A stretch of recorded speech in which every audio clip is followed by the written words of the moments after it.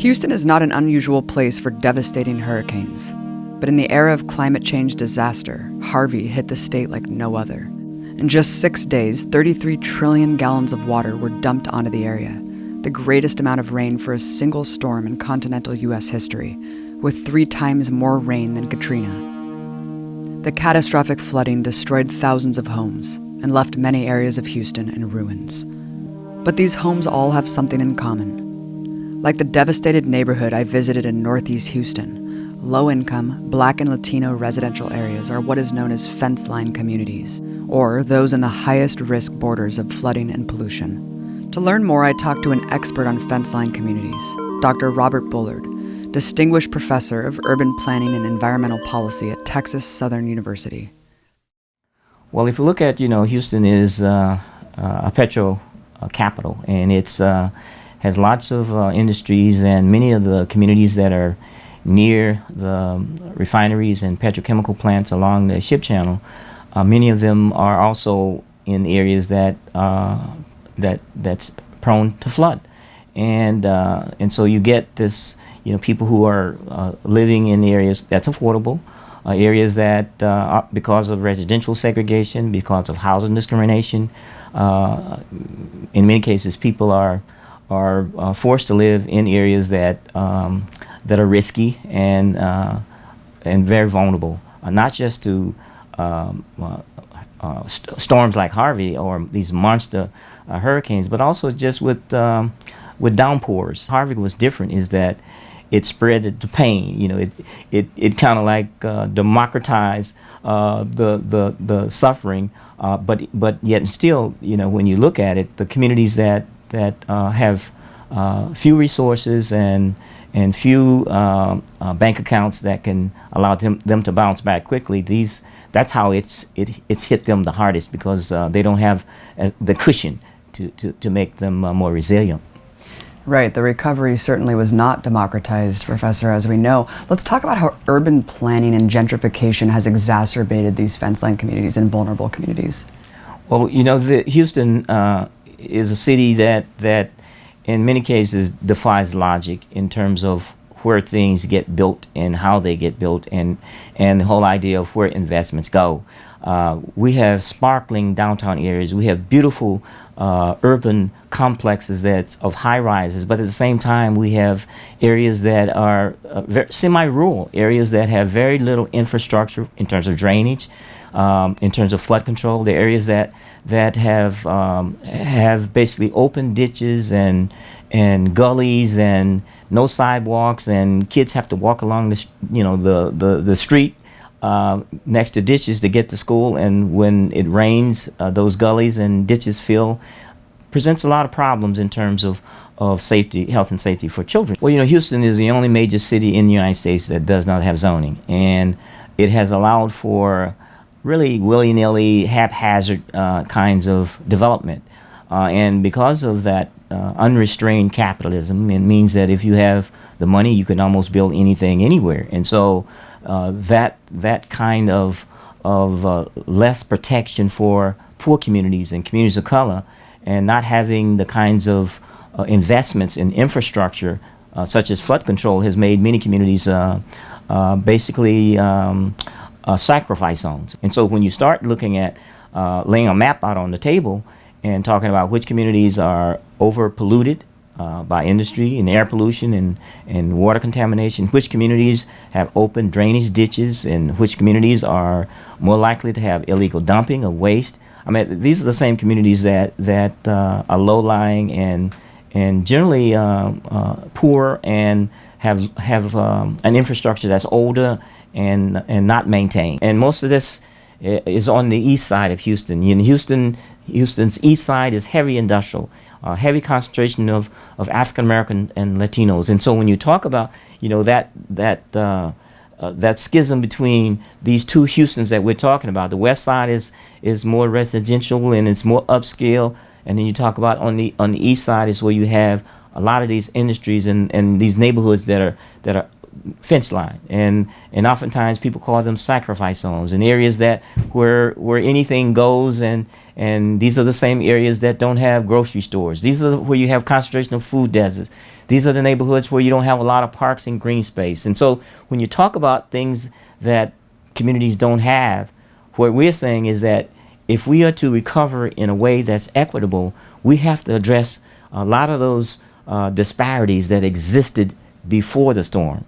The areas that suffered most from the hurricane are Houston's historically oppressed and marginalized communities. In many cases, the people that live closest to the industries don't even get the benefits of working at the industry. They get the pollution and they get the risk, and many times they get sick.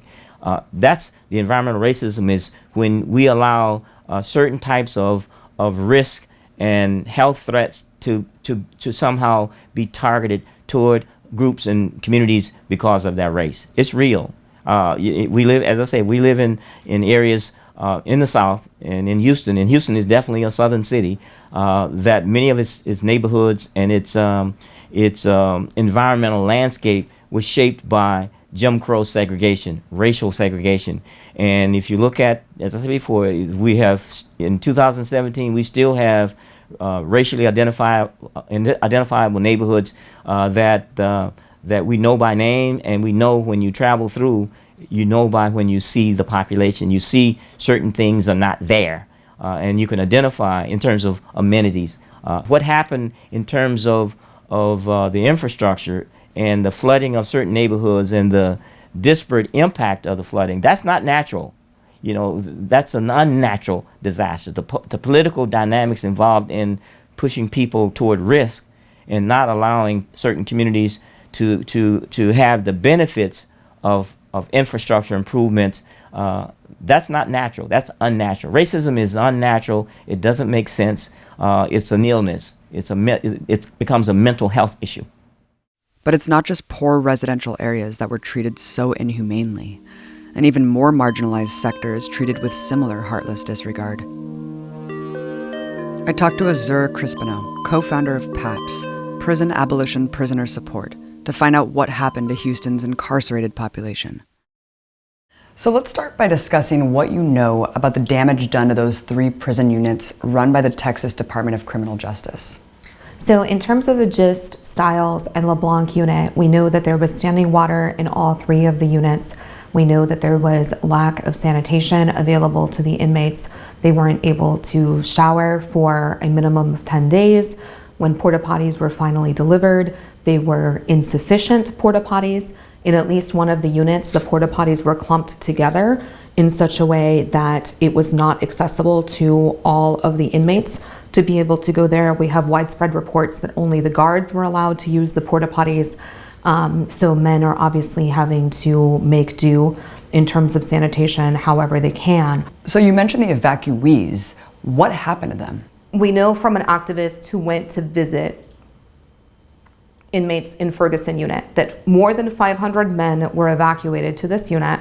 They were placed in a gymnasium. They were told to bring their fans but no other property. When they got to the gymnasium, they were not allowed to plug in their fans, right? So no air conditioning, no ability to plug in your fan. There are porta potties, but the porta potties are not being cleaned. Ants, roaches, and snakes crossing them at night.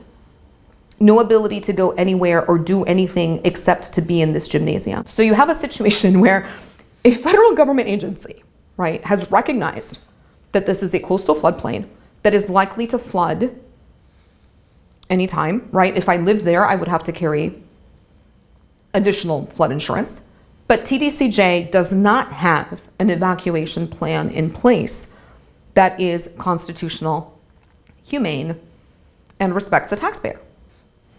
Well, that's the big question, right? I mean, you mentioned that these prisons were built on a known floodplain, and I guess you can ask that about all these facilities in Houston. Why were there no precautionary measures taken knowing that this is going to happen, not just now, but again and again? Because prisons are built for profit, not rehabilitation. And it's cheaper to build on a floodplain, right? The reality is that we have this fiction that prisoners are people who have done something wrong and they're being punished for a reason. And the reality is that prisons are a huge profit-making industry.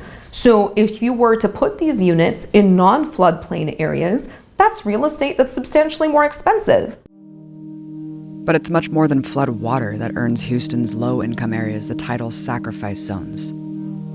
The megacorporations that siphon vast wealth from Texas land puts them in even graver danger. On the poor, mostly minority east side of Houston, you'll find big oil refineries, which emit countless harmful pollutants. You'll also find all the chemical plants, which emit even more toxic emissions, littering the residential areas hurt by the floods. This gets even more disturbing when you see it's not just homes, but also schools. Countless children go to schools built inside of these poison-spewing zones. When hurricanes strike these facilities, it's the east side communities who bear the brunt of the toxic fallout. Hurricane Harvey was no exception. Behind me is the Arkham chemical plant, the facility that exploded 1 month ago during Hurricane Harvey. Innumerable noxious, polluting chemicals were released into the air, endangering thousands of local residents, some of whom live directly next to the plant. They were told to return home, but to wear protective clothing and to not drink the water.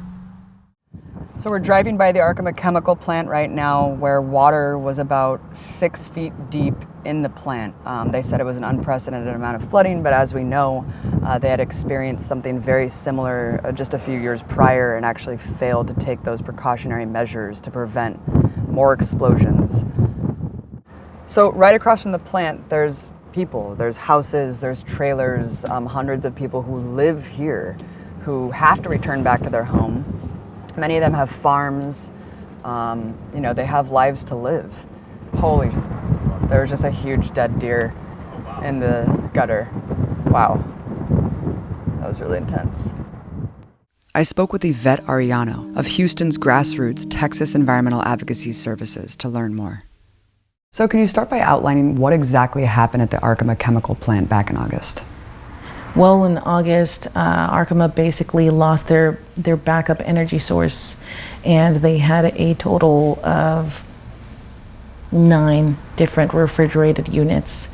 The first 3 went up on a Thursday and Friday of that week, and nobody even knew. The community had no idea that a fire was bound to happen. The plant knew, because they were inundated with 6 feet of water. The next day, all of a sudden you had notices that Arkham was having any issues. People were trying to find out what was the volume of substances that were being held. All we were told was that there were organic peroxides, but not the amount and not any other chemicals.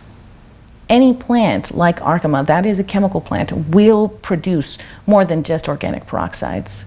But because they hide behind Homeland Security and terrorist threats, they're not forced to disclose that information to local communities, which is completely unfair. All of a sudden you had FEMA come out and say, well, we have plume modules, and our plume modules disclose that these are hazardous chemicals to public health and safety. The next day after he made that statement, he rescinded that statement because of pressures that came from above. We're under Scott Pruitt's EPA. When we spoke directly to the EPA a week after Harvey had passed, during this entire Arkham situation, we asked, are the plumes hazardous? This is Region 6 EPA, under Scott Pruitt, and they said no. Your response to, the whole, it's nothing more than a campfire, right? The smoke inhalation, and also just their warning to the community about returning. That was absurd. The community wasn't given the information that they needed, just like none of the communities during the Harvey disaster were. We were told that no floodwaters were toxic because of industrial entities during the storm. And this had happened before, about 10 years prior, at the Arkham chemical plant. Not 6 feet of water, but at least 6 inches of water. Why were no precautionary measures taken then? Well, all of this stems back to the chemical disaster rule.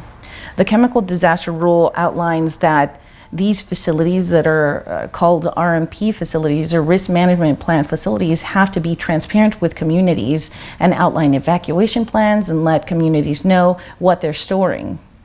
Under the Trump administration, there was a 90-day delay. That 90-day delay kept any of those safety mechanisms from going into place. After the 90-day delay, everyone was very hopeful that the mechanisms would go into place, and all of a sudden we were slapped with a 20-month delay. That was beyond belief. We're talking about common sense policies that protect our communities. And of course they're not going to be in favor of it, because then they'd not only lose revenue, but they would have to put in safety mechanisms, and that costs money. But still, I mean, it seems like such a measly amount of money when the owner is a multi-millionaire, and we're really just talking about putting these bins or vats up on stilts. There is no enforcement. Under the TCQ, which is the Texas Commission of Environmental Quality, their head is basically appointed by Governor Greg Abbott, or whoever the governor is at the time. A governor who sued the EPA over 28 times, a governor who is a climate denier, a governor who receives a ridiculous amount of money from oil and gas and petrochemical industry in general. So when you have that amount of influence, you're going to protect your best interest, which in that situation is money. And I think the part that shocked at least me the most was that we're at a point of this high stage capitalism where CEOs of chemical plants can just sit back how many years after Fukushima and say, we're just going to sit back and watch this explode because we can't do anything else. That's insane. Any single time that there is a chemical fire along the ship channel, first responders are never fully trained on how to deal with chemical fires, and they're told to allow anything, any substance it is, and most of the time they have no idea what's even burning. We still have no idea what burned at Arkham. There's no information that's come out. The information that was relayed to the community is old, it's outdated. None of it's up to date. It's not just Arkham, it's Exxon, it's multiple other petrochemical, big oil companies that basically dominate the state, Yvette. And Exxon also had refineries damaged during Hurricane Harvey and released massive amounts of pollutants in the air. I mean, can you give us just kind of a general assessment of what kind of pollution was emitted from these companies during the hurricane? Right behind you is a running list of just the amount of emissions that we were able to track, and we stopped at 5 million in excess pounds of fugitive emissions that were let off into the communities affected by Harvey. 3 days after the storm, we took an aerial tour all the way from the east side of Houston to Port Arthur, and not only saw Shell Deer Park Terminal, ExxonMobil, Chevron, and the Motiva plant. The Motiva plant in Port Arthur is the largest refinery in this nation. ExxonMobil plant is the second largest refinery in this nation, and they both produce over 500,000 barrels per calendar day. They were flaring like crazy, and no one was there to stop them because there are loopholes hidden within our regulations. Currently, our regulations and any policies that are there to protect our community stand like Swiss cheese. The lowest fine that we've seen for any of these companies has been around $2,500 for doing air releases. Now, I can't even buy a used car for that amount of money. It's cheaper for these companies to pay the fines than it is to actually update the equipment. The companies are allowed to do any number of things. They're not fined if any of these events happen during a natural disaster or during startup and shutdown. What was told to the community was that these refineries and the chemical plants were going to go through a shutdown process. They weren't told how many emissions they were going to let off. In fact, you had public officials just kindly reminding these entities, please be considerate as you're starting up and you're shutting down. When you have public officials asking kindly these entities to please be considerate, that means there is absolutely nothing else. They are not enforcing. When you're asking politely, you have no power in that situation. That's what we were facing. This is the largest petrochemical complex in the entire nation, the second largest in the world. The first largest is in Saudi Arabia. You're telling me that a first world nation, a developed nation who lives in a democratic society, allows a 16-mile stretch of frontline communities with children, elderly, sick, cancer clusters running from Houston all the way to Louisiana. You're telling me that this is what's allowed in this kind of nation, in this kind of society? Houston's open secret is that these same communities are subjected to deadly hazards from these big corporations every single day, not just during natural disasters. The correlation is clear. Areas with very low poverty rates have very low rates of harmful emissions. The higher the poverty rate, the greater the rate of dangerous pollutants. Cancer clusters, which are heightened rates of deadly cancer in these polluted areas, prove how many lives are sacrificed for big oil, how many are sentenced to sickness. According to a 2016 report by the Union of Concerned Scientists, the Manchester community, 98% minority and mostly low income, experiences cancer at 30% greater than those in more wealthy areas. 19 industrial oil and chemical facilities dot this small community. So not only were the families along the Houston Ship Channel affected by any current leaks or fires or emissions, but legacy contamination that continues to sit at these sites. When we asked Texas A&M to come in and do testing, when they got to the Brio site over in the south side of Houston, there was an attorney at the Superfund site manually who was physically attempting to stop them from taking a water sample. They had a community department liaison with them who used their body as a barricade. These are wild stories that people have no idea even exist. And whenever we go ahead and we recount them, they sound like lies. They're not lies.